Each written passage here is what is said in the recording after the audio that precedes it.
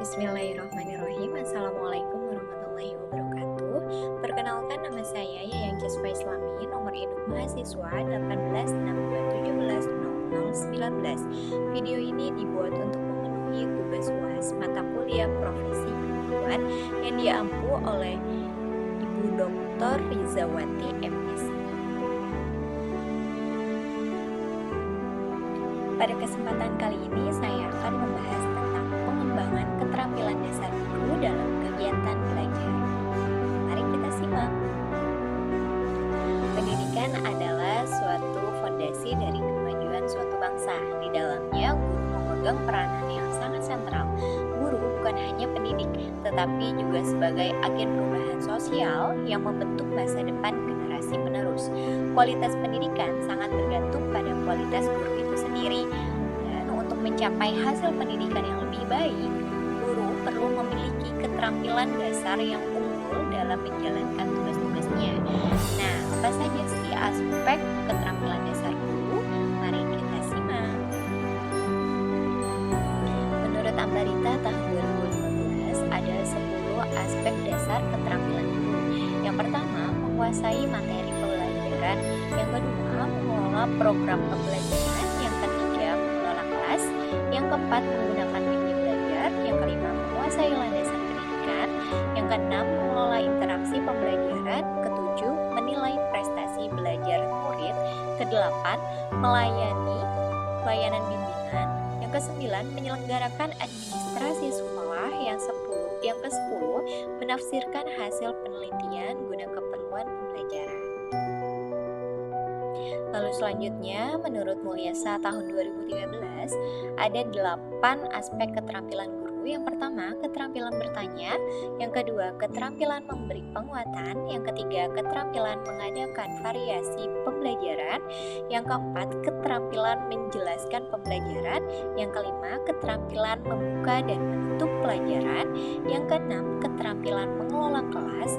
Ketujuh, membimbing diskusi kelompok kecil. Dan yang terakhir atau yang kedelapan, mengajar kelompok kecil dan perorangan. Lalu selanjutnya ada 12 strategi pengembangan keterampilan guru. Yang pertama, program peningkatan kualifikasi pendidikan guru. Yang kedua, program penyetaraan dan sertifikasi. Yang ketiga, program pelatihan terintegrasi berbasis kompetensi. Yang keempat, program supervisi pendidikan. Yang kelima, program pemberdayaan musyawarah guru mata pelajaran. Lalu yang keenam, simposium guru. Oke, next, yang ketujuh, membaca dan menulis karya ilmiah. Lalu yang kedelapan, melakukan penelitian tindakan kelas. Yang kesembilan, mengikuti berita aktual dari media pembelajaran. Yang kesepuluh, mengikuti program pelatihan tradisional. Yang kesebelas, berpartisipasi aktif dalam organisasi profesi. Dan yang terakhir, menggalang kerjasama dengan teman sejawat. Oke, next, selanjutnya kepala sekolah. Kepala sekolah memiliki peran yang sangat penting dalam meningkatkan mutu sekolah itu sendiri. Kepala sekolah mengetahui semua kekurangan dan kelebihan yang ada di dalam sekolah. Untuk itu, kepala sekolah sebagai pemimpin sekolah hendaknya mempertahankan dan mengembangkan kelebihan dan membenahi kekurangan-kekurangan yang ada dalam sekolah.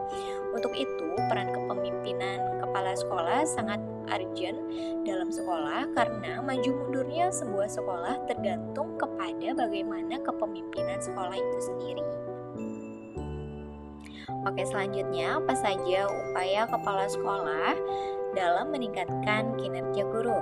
Yang pertama adalah pembinaan kinerja guru, lalu yang kedua pengawasan kinerja guru, yang ketiga pemberian motivasi, lalu yang keempat pengevaluasian kinerja guru.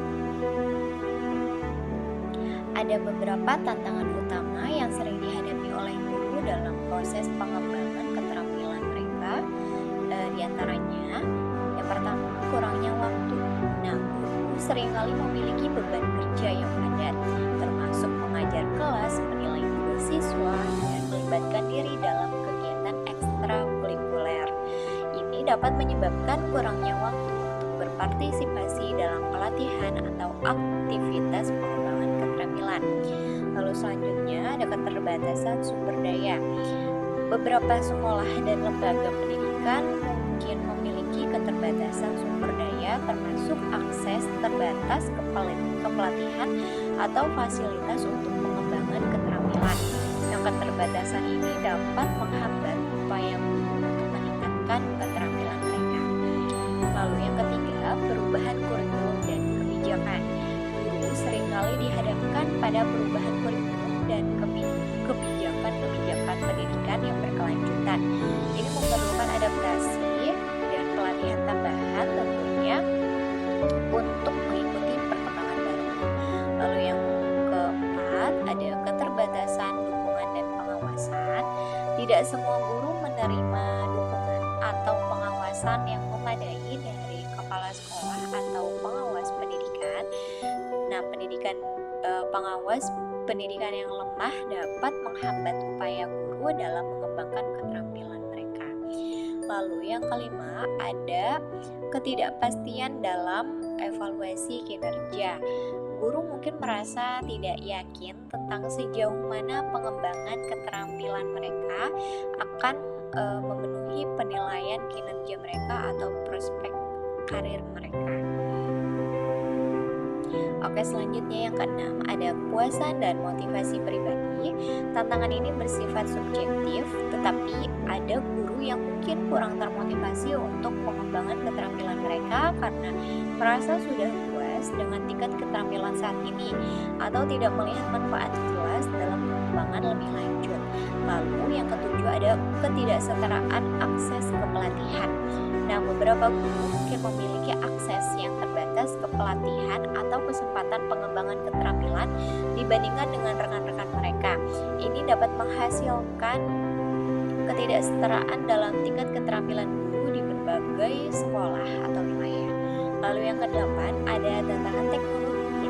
Mengintegrasikan teknologi dalam pembelajaran juga dapat menjadi tantangan, terutama bagi guru yang tidak memiliki latar belakang teknologi yang kuat. Ini memerlukan upaya tambahan untuk belajar beradaptasi dengan alat-alat baru. Lalu yang kesembilan, kebutuhan khusus siswa. Guru mungkin dihadapkan pada berbagai kebutuhan khusus siswa, seperti siswa yang memiliki disabilitas atau bahasa ibu yang berbeda.